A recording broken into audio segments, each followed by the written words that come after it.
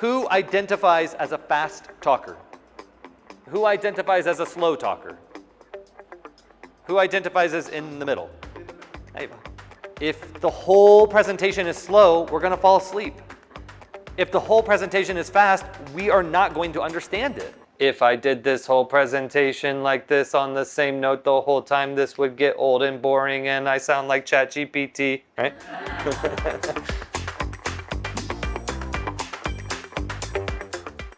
I was looking for interesting events in Colombia Tech Week, and as soon as I watched storytelling, I said, this is for me.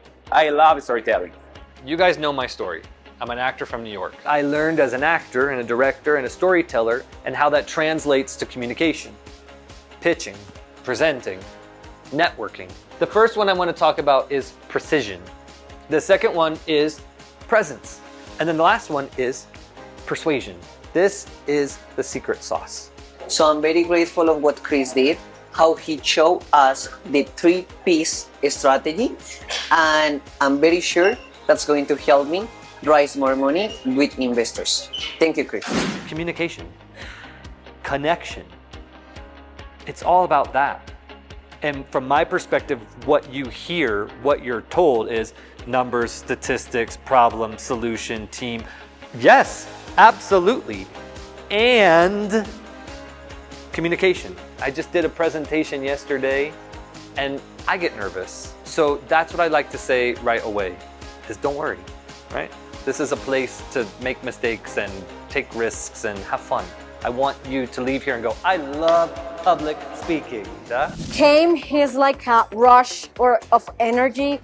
It's so clear, it's so engaging. I love the way he spoke, how he expressed himself, how he actually answered all the questions throughout the workshop. I got the opportunity to present my pitch, and all the feedback he gave me was absolutely on point. You never know, talking to one of these people, where that's going to take you.